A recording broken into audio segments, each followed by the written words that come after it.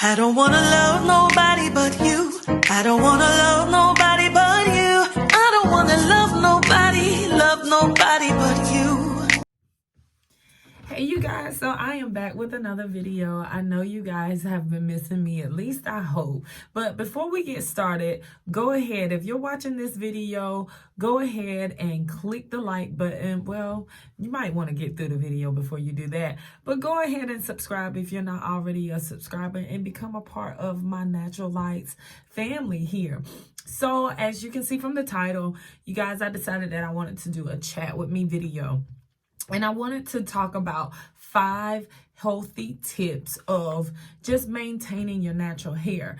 Things that I've learned over the years of being a natural. And I just wanted to share some information. I didn't want to make this a very long, drawn out video, but I definitely wanted to cover some great tips. And you guys, yeah, I did write this stuff down because, yeah, my mind is on overload with other things. And I'm like, I don't think I'm going to remember exactly everything that I want to say, but I'm going to be inserting some notes and all that good stuff throughout the video. So I hope you guys enjoy.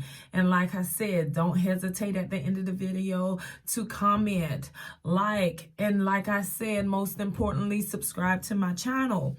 So you guys stay tuned for the 5 healthy tips chat with me video on natural hair. Okay guys, so I'm back, and don't come for me for my hair because I know it is a hot whole mess. So I decided to straighten my hair for the holiday season. I actually bone straightened my hair, flat ironed Christmas Eve. And the weather here in southeastern North Carolina did not permit my hair to be great. We had warmer temperatures than normal for this time of year, but it has been our norm for the last couple of years. Warmer temperatures and a lot of rain. So my blowout was not great. It just wasn't great. So this is the result of just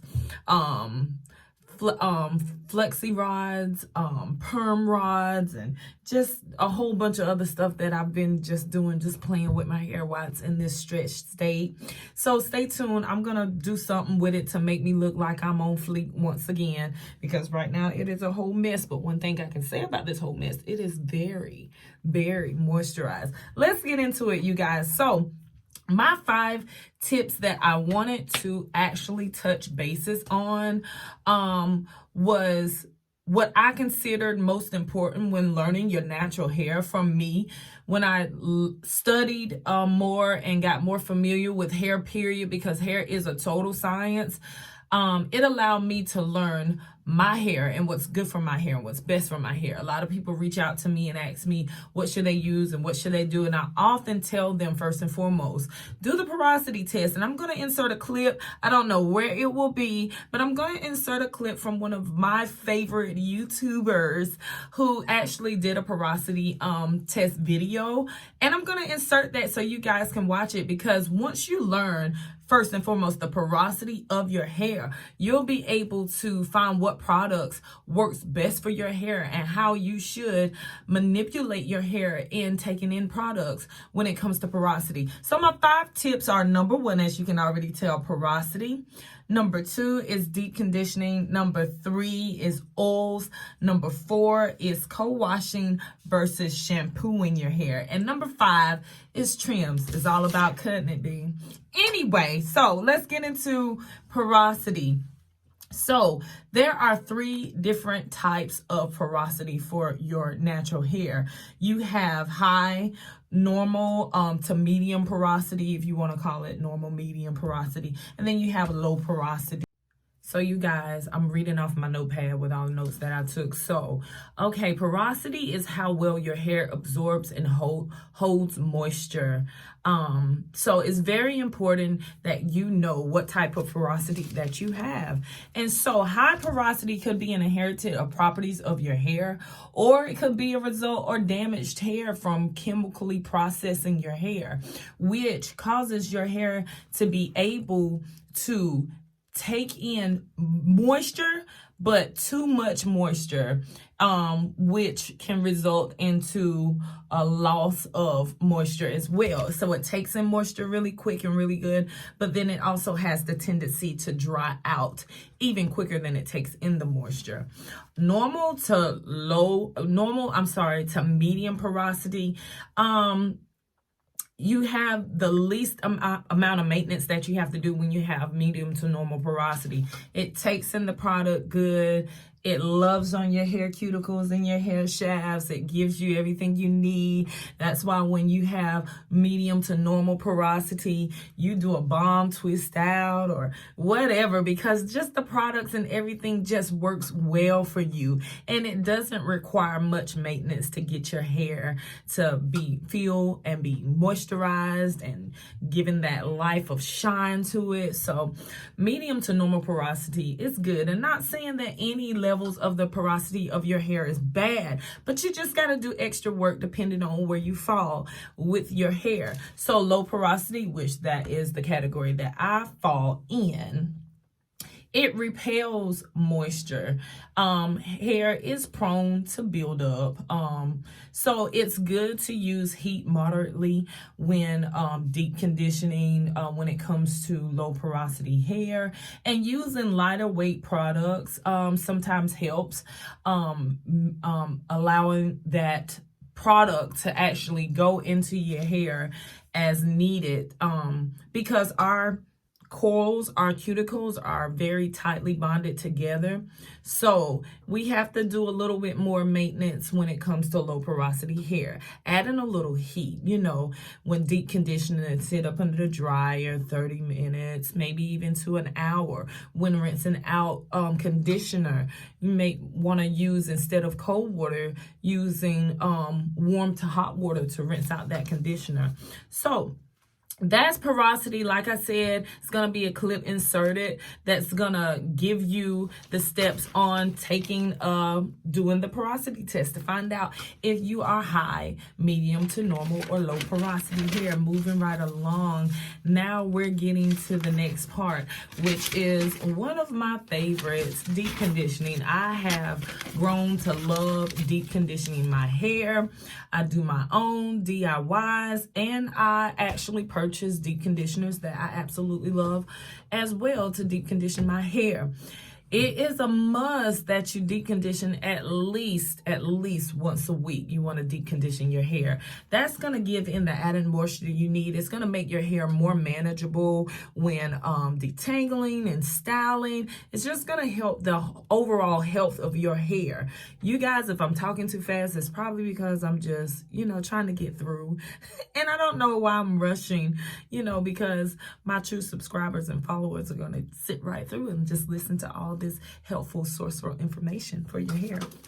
So deep conditioning, there are two types of deep conditioners. You have your protein packed deep conditioning, and then you have your moisturizing deep conditioning or deep conditioners.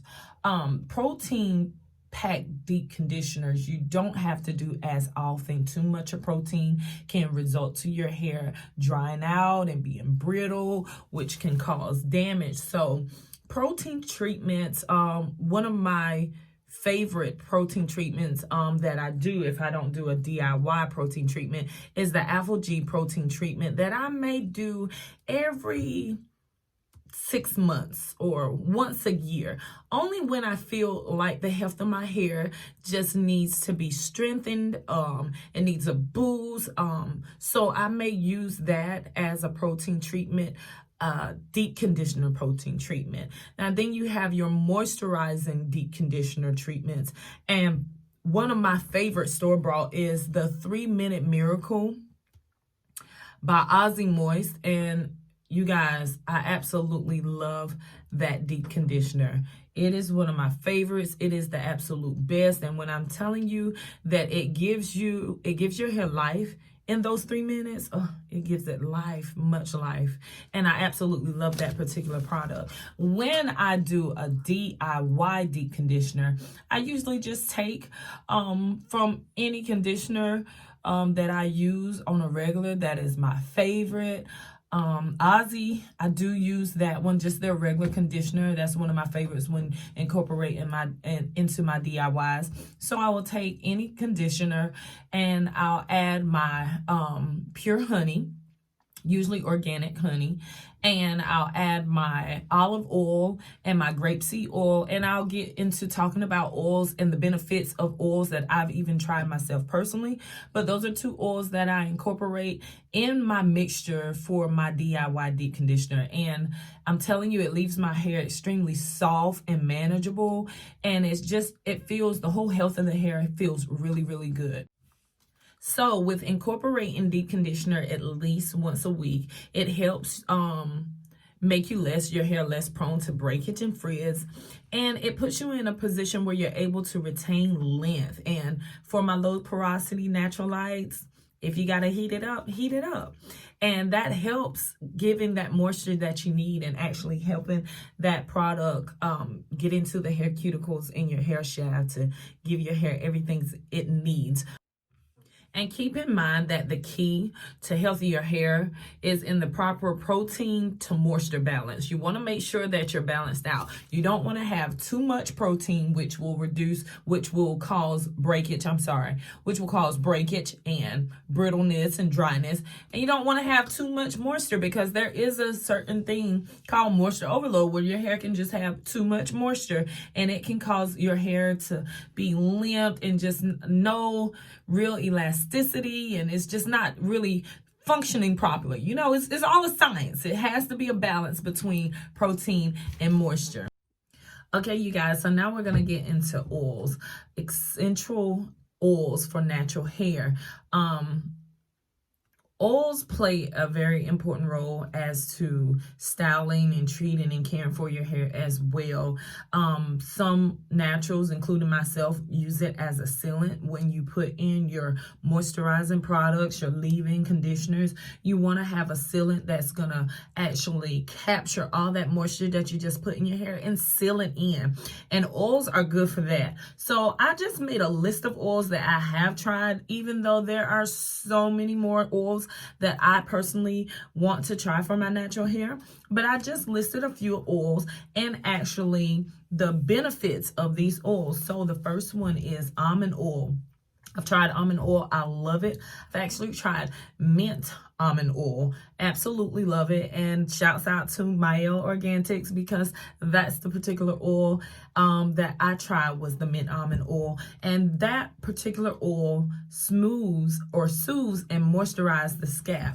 And then you have coconut oil, which is one of my personal favorites. Coconut oil was one of my personal favorites when I first went natural. Like, coconut oil was probably the only oil that I was like really focused on and using. And coconut oil, it softens hair and increase shine.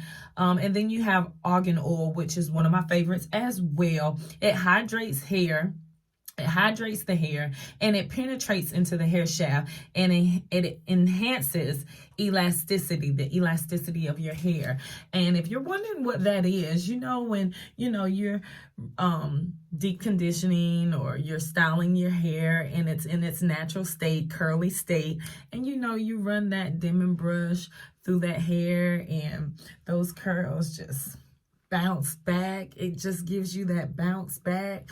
Oh my God, that is the elasticity of your hair. Like, when you have that type of bouncage, it's a good thing.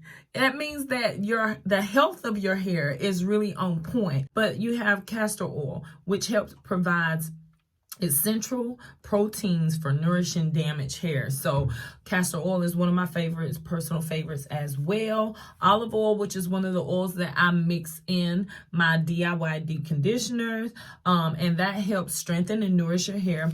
Grapeseed oil is another oil that I like to mix in my deep conditioners.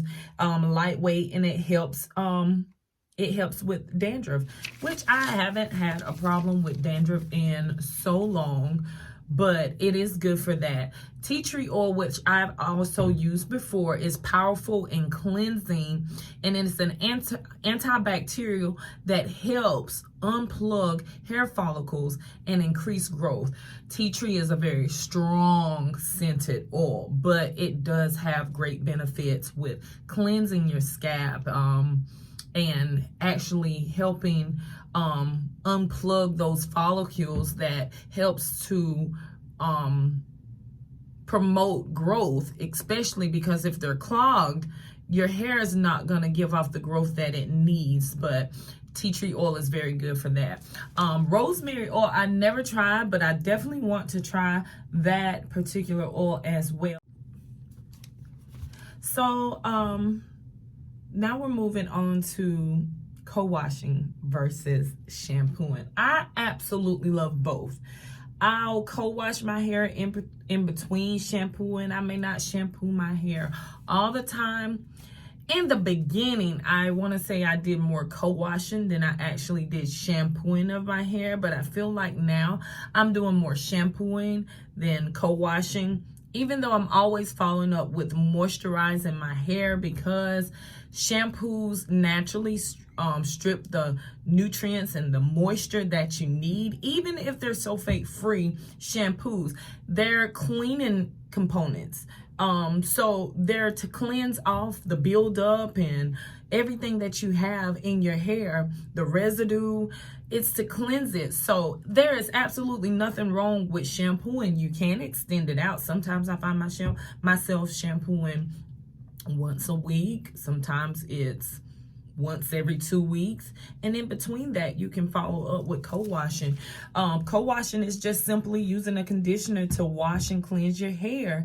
Any conditioner, one of your favorite conditioners, you want to make sure that the ingredients are what you need for the health of your hair. Once again, my high, medium to normal, and low porosity natural lights. You want to make sure you're getting a conditioner. I'm sorry, not deep conditioner, but a conditioner that is going to actually be a moisturizing element for your hair, that's going to also cleanse your hair, even though co-washing doesn't necessarily cleanse your hair as it would shampooing. So shampooing is going to get in and cleanse all that buildup and product residue that you went through the week or 2 weeks carrying in your hair, versus co-washing is going to cleanse, but it's not going to get in and cleanse as much as shampooing. But with the whole thing of co-washing your hair, it does causes your hair to be so much manageable when styling. So I definitely recommend co-washing your hair in between shampoos. And it is actually, I mean, it's so nourishing. Co-washing helps promote growth, but you definitely want to make sure that you follow up with shampooing your hair so that you don't find yourself with too much buildup and product residue from just co-washing all the time, if that makes sense. Moving right along, you guys. Last of all, oh, my tablet just fell on my foot. Last but not least, you guys, is trims. Trimming your ends, getting off that damaged hair. I read an article the other day that said we see hair, but this is actually dead hair. The only hair that is currently living is the hair that is being produced out of our scalp. This hair here is dead.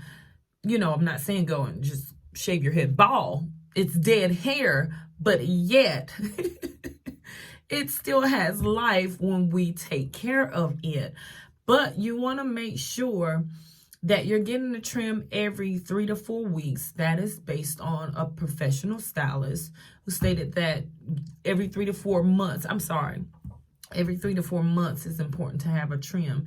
And then if you're not big on applying heat, and you don't actually do a lot of manipulation to your hair, that you can go anywhere from 6 to 8 weeks with having a trim.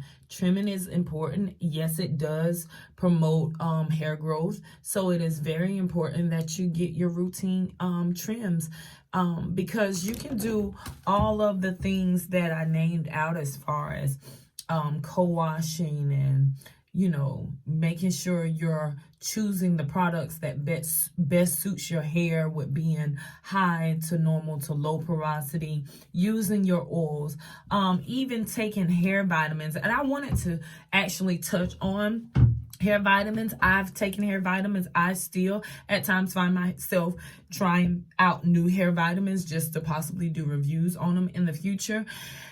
Healthy hair literally starts within. So you can take hair vitamins, but if you're not still putting inside of you what your body naturally needs to promote good hair growth or hair growth period, the results that you're looking for, you're not going to get them, sis. You're just not going to get them. So it is important that you intake your water. Get as much water intake as you possibly can.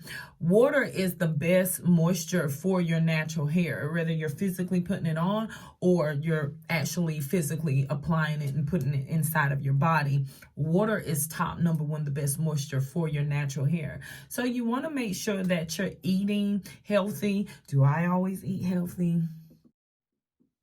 I'm going to let you answer that.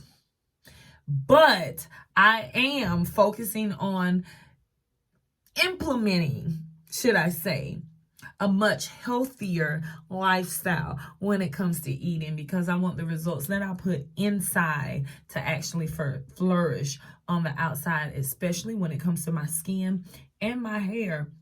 So you guys, hey, I feel like I said a lot in a little bit of time, I think. I'm hoping that it is helpful to you, everything that I share with you. There will be more videos like this because this video did not entail nearly half of the things that you learn or that you can learn when it comes to caring for your natural hair. But I hope that today in this particular video, that the 5 tips that I blessed you and graced you with, that it will be a help to you. Feel free to comment below, ask questions, tell me what videos you would like to see from me, and I'm here for it, you guys. I signed on to this challenge to say I'm starting my YouTube channel, and I'm hoping that with the content that I'm sharing, that it is helpful to you as it has been for me from the lovely, lovely ladies that I follow here on YouTube. So thank you for chatting with me. I look forward to more videos. I'm actually thinking about doing one where I'm going to spruce up this hair that looks a hot mess right now. And I may even beat this face because I do my little cleanse, my little, what did I do? Charcoal. I did my little charcoal. I'm gonna put a clip in, but I just feel like it's just so soft and, you know, refreshed. It needed it. I suffer from hyper pigmentation, and I'm actually just focusing on the health of my skin along with my hair. So I'm gonna be doing videos on that as well, and I'm looking forward to soon making an appointment with a dermatologist to see if I can't, you know, get this nipped in the bud, even though I've been doing natural regimens to try to care for my skin myself. But you guys, stay tuned. That'll be another video. Like I said, you're here for it. Natural hair, makeup, and lifestyle. That's what it's gonna be about. I hope you guys thoroughly enjoy this video, and I do look forward to doing more videos just like this, where I'm incorporating information that will actually help beginning naturals that have been naturals for a long time, because I am learning myself every single day new tips. I'm learning new things about hair in totality. So I am willing to share all the things that I'm learning to my group of followers, that I'm hoping that it will definitely be helpful to you as well. So you guys, I am out. I got editing to do. It was fun. But I hope you guys enjoy. Don't forget, once again, to like, comment, and subscribe to my channel. Comment, you guys. Tell me. Say something. Talk to me. Talk with me. I love you guys. And like always, thanks for watching. You are greatly appreciated.